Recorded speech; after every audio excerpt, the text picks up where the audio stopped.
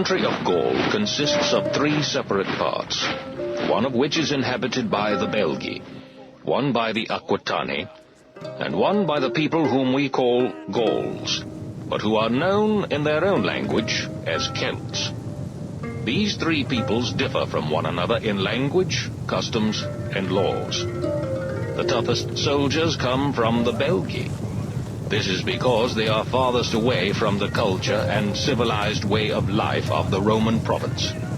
Merchants, bringing the influences which tend to make people effeminate, hardly ever go into those parts, and they are also nearest to the Germans across the Rhine, and are continually waging war with them.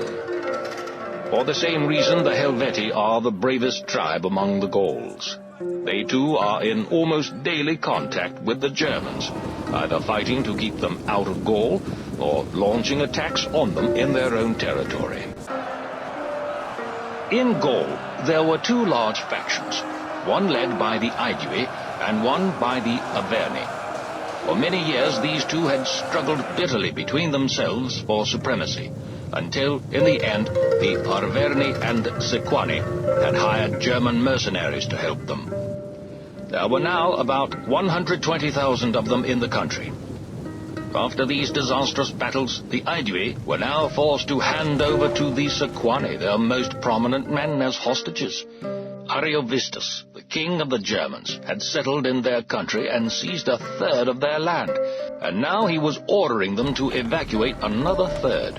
And ever since Ariovistus had defeated the armies of the Gauls at the Battle of Magetobriga, he had behaved like an arrogant and cruel tyrant.